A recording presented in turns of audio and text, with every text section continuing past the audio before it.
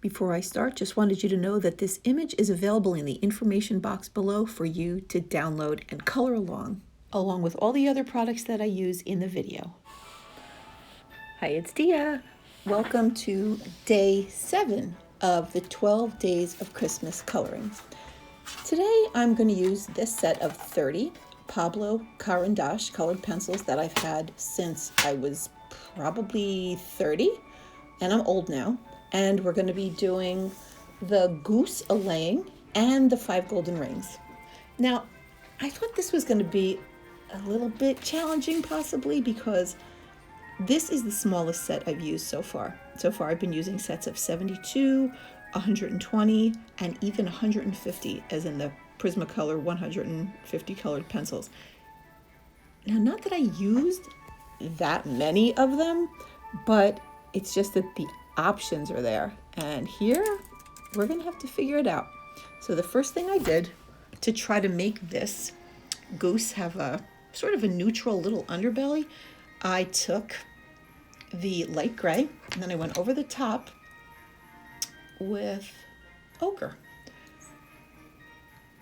I colored his wings, but very lightly, just to give indications of different textures, because feathers and wings on animals and even fur, they have so many colors going on.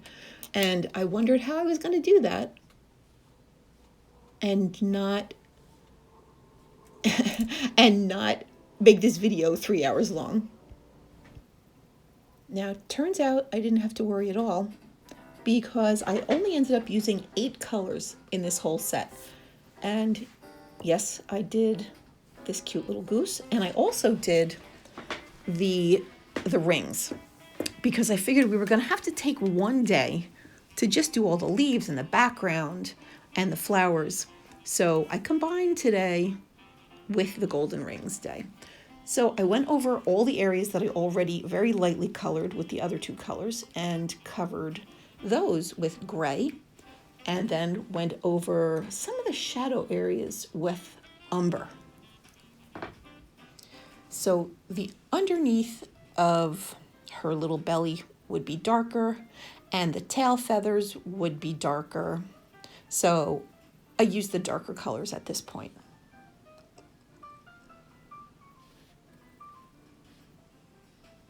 Laura King was the first one to finish this image, and it came out so cute. And in my head, I was going to make the goose white, and then I was going to make the chicken white, and then I thought the swan was going to be white, so too much.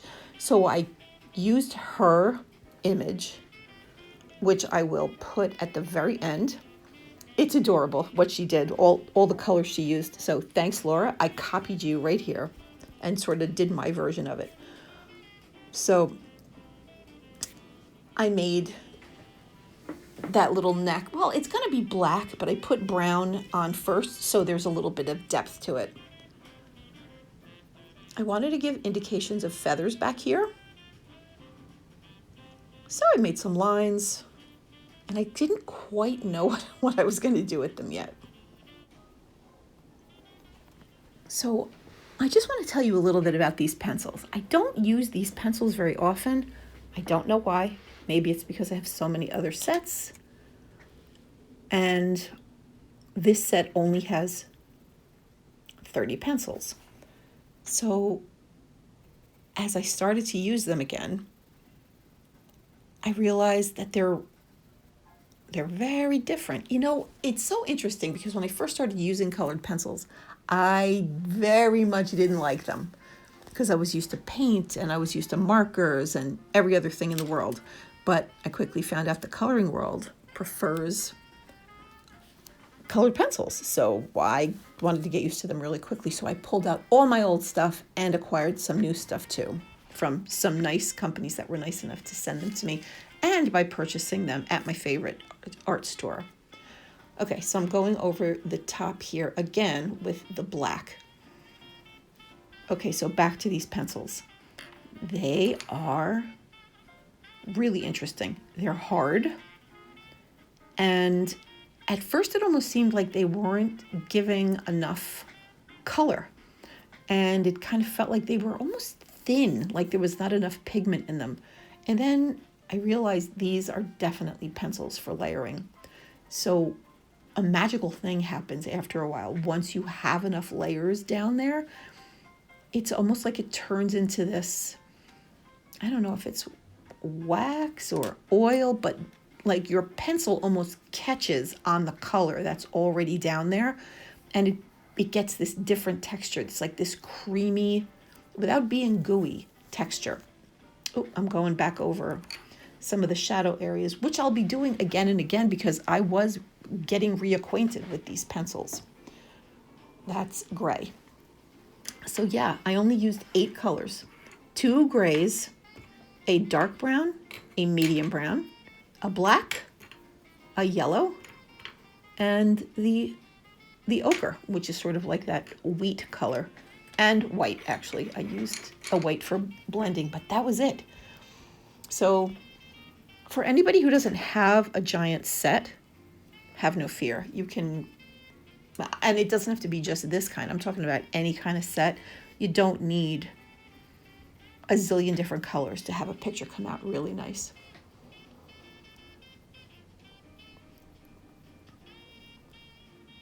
So I was trying to give some indications of feathers.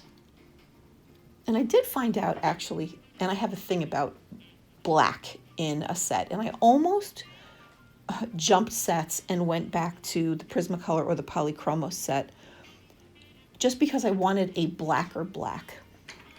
The black in this set isn't super black, which sounds really weird because you think black is black, but it doesn't really get black unless you completely burnish it. And I guess I could have burnished the neck, but I didn't. Now on this little goose, I went back and forth so many times to get indications of feathers and colors that I'm just gonna cut some of it off so you don't have to watch the whole thing. Oh, now I went over this area with a darker gray eventually, just because geese are a very strange neutral brown color, and it didn't exist within this set by itself. So I was trying to create it, and I happily, in my opinion, succeeded to make that odd gray color. And it's not perfect. This is not exactly what a goose looks like. The dimensions aren't perfect. The wings don't look exactly like that. And even the feather markings are a little bit different. And you can do it any way you like also.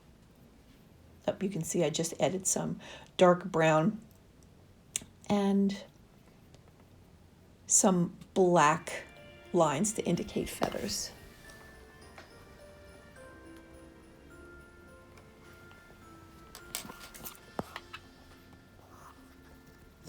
Now here's where the white comes in, and here's where I really started to like the pencils and realized what they could do. I just went over everything, including the underbelly, the wings, and I tried to do it on the black part, but it wasn't worth it. So I just went back in with the black and went over the black area once again. I didn't even use any turpenoid here just because I wanted to see what the pencils could do by themselves, and I wanted to try to reacquaint myself. And I don't really hear a lot of people using Pablos, so let me know if you've ever used them and what you think of them. And the set is very interesting. It's got it's got 5 purples in a set of 30, which I thought was really interesting, and only 2 pinks. 2 grays, and like nothing super neutral, like that mushroom color that I fell in love with yesterday from the Prismacolor set. You can check that out in the video. I will link all the other videos below. This type of goose has a relatively black bill, but there are other geese out there that have sort of grayish with indications of yellow. So that's what I did here, because I didn't want it to just look like another part of the neck with the feathers. So I just wanted to differentiate a bit. Not exactly real in nature, but that's okay. Now I'm going to quickly move to the eggs. I just used 3 colors here. The first one I used was the light gray. Oops, sorry. It gets wobbly a little bit when I move sometimes. The regular gray. And then I went over the very perimeter super lightly with the black. And the black worked really nice because it's not super black. In this image, like I said in the other videos, the light source is coming from the left. And the shadows then would be on the right. And of course, underneath Mama Goose, a little bit also, just because she's supposed to be sitting on the eggs. And I didn't want her to be completely sitting on the eggs, because when I drew them with just a little bit of the curve sticking out, it looked like she had wheels. So I exposed the eggs a little bit more. I also put a little bit of a shadow here on this egg too. And that's about it. Just sort of, so it looks like there's a shadow kind of going around the edge. So it makes the eggs look a little bit rounder and a little bit more dimensional.